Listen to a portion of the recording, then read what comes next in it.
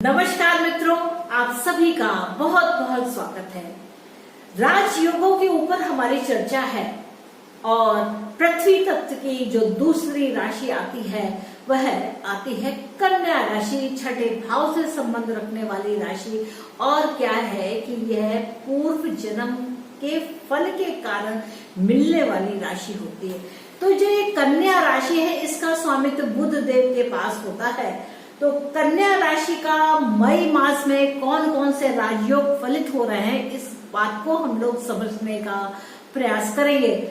मित्रों, आगे बढ़ने से पहले आप सब लोगों से मेरा अनुरोध है कि अगर अभी तक आपने मेरे चैनल को सब्सक्राइब नहीं किया है और आप मेरे चैनल को देख रहे हैं, मेरे एपिसोड्स को देखते हैं, तो कृपया मेरे चैनल को लाइक करें, इसे शेयर करें और सब्सक्राइब करना तो बिल्कुल मत भूलिएगा, क्योंकि अगर आप सब्सक्राइब नहीं करेंगे तो आपको कैसे पता चलेगा कि मेरे कौन कौन से वीडियो या किस विषय को लेकर के वीडियो मेरे अपलोड हो चुके हैं। तो आप लोग इस चैनल को सब्सक्राइब कर लीजिए। फिर आगे हम लोग चलते हैं। क्या है कि कन्या राशि के ऊपर हमारी चर्चा है। अब कन्या राशि के जो लग्न के स्वामी है वह बुध होते हैं। पंचम के स्वामी यानी कि पंचमेश जो है इनके शनि होते हैं। साथ में जो इनके नवम भाव के स्वामी होते हैं वह शुक्र देव होते हैं। तो क्या है कि यह जो बुध की राशि कन्या है, यहाँ पर बुध प्रभावी होता है, शुक्र प्रभावी होता है, साथ में शनि भी प्रभावी होता है, क्योंकि ये इनके योग कारक है, यानी कि इनके फलों में यह वृद्धि करने में सहायक होते हैं। तो शनि देव की जहां तक बात करते हैं तो शनि देव स्वयं अपनी ही राशि में स्थित होकर के छठे भाव में स्थित है। तो इससे जो एक बहुत सुंदर योग बन के आता है वह है हर्ष योग, यानी कि संघर्ष में इतना विजय मिलती है जिससे कि आप हर्षित होते हैं। यह जो योग बनता है वह जब छठे भाव का स्वामी छठे भाव में ही होता है तो हर्ष योग का निर्माण हो जाता है।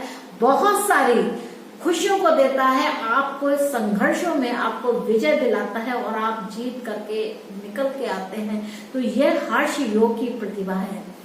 इसके अलावा यहाँ पर जो और सुंदर सुंदर योग है वह गुरु और शुक्र से बनने वाला जो योग है वह भी बहुत ज्यादा सहायक है। यहाँ पर क्या है, एक मालव्य योग का निर्माण है, साथ में यहाँ पर हंस योग का भी निर्माण होता है। तो मालव्य योग और हंस योग का भी यहाँ पर निर्माण है। यह केंद्र में है। शुक्रदेव महाराज अपनी ही राशि में, यानी कि जीवन साथी का बहुत सुंदर यहाँ पर आपको योग है। आप कोई पार्टनरशिप्स करते हैं तो उसमें आपको बहुत लाभ मिलने वाला है, अथवा आप अगर विवाह योग है तो यह समय है कि जब आपका विवाह हो जाए या फिर आप ऐसी पार्टनरशिप करें जिसमें आपको लाभ हो। और वैसे भी जो आपके छठे भाव के स्वामी है वह अपने आप में बहुत ही सक्षम है। शुक्र देव जो आपके नवम भाव के स्वामी है उच्च के होकर के सप्तम भाव में है, तो ये बहुत ही सुंदर स्थिति को बनाते हैं। गुरु शुक्र और बुध से उभयचारी योग का यहाँ पर निर्माण है, जो कि बहुत सारे कंफर्ट्स देता है,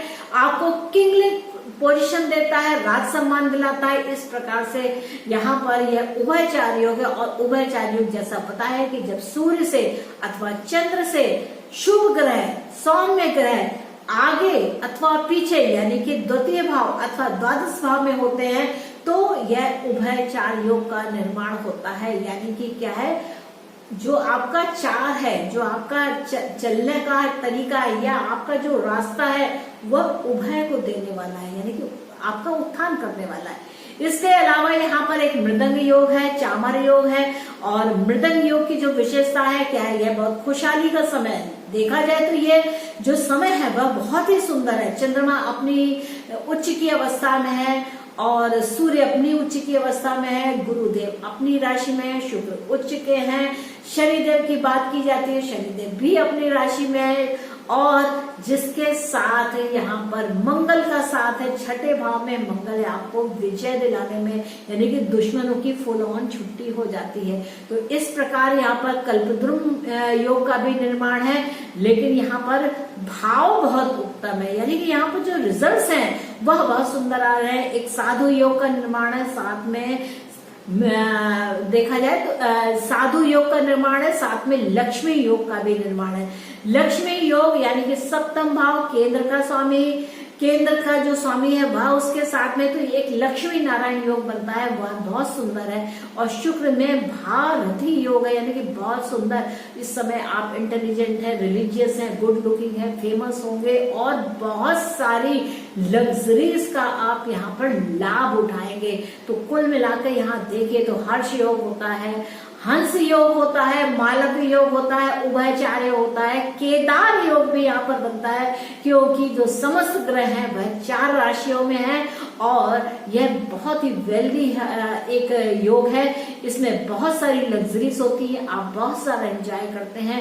चामर योग है, मृदंग योग है, हर्ष योग है, साधु योग है, लक्ष्मी योग है, भारती और साथ में सरस्वती योग है।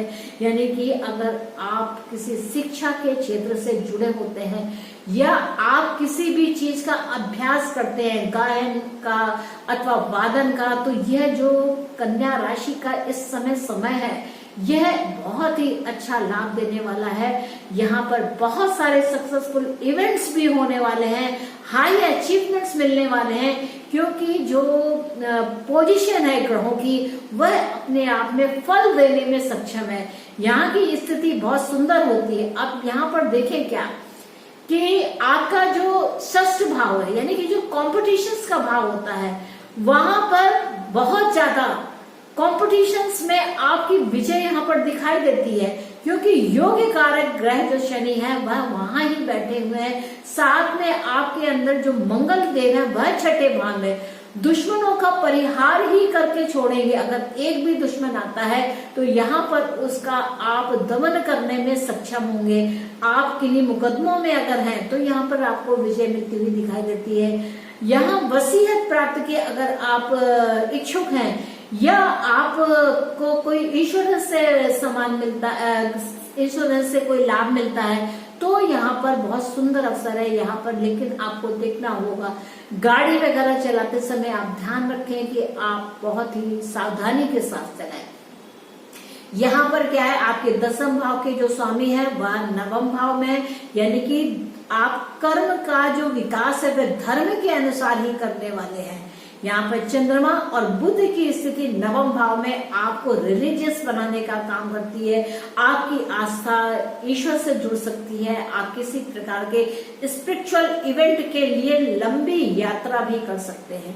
तो मित्रों, यह कुछ योग है जो मई मास के महीने में कन्या राशि को यहाँ पर मिलने वाले हैं। और यह बहुत, अगर देखा जाए ओवरऑल इस पीरियड को अगर देखते हैं तो ये जो मई का मास है बहुत कुछ नई और अच्छी शुभ संभावनाओं को देने वाला है, जिसमें आपको बहुत ही सुंदर और अच्छी अनुभूति होगी।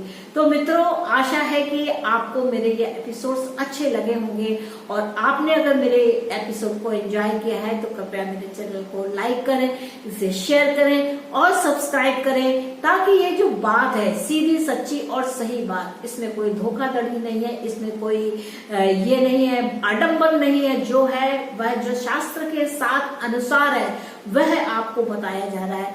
तो मित्रों, आशा है कि आपको मेरे एपिसोड्स अच्छे लगे होंगे और आपने अगर मेरे चैनल को पसंद करते हैं तो कृपया मेरे चैनल को लाइक कीजिए, शेयर कीजिए और सब्सक्राइब कीजिए। तो मित्रों, मुझको आज्ञा दीजिए, मिलते हैं नेक्स्ट एपिसोड में। तब तक के लिए नमस्ते।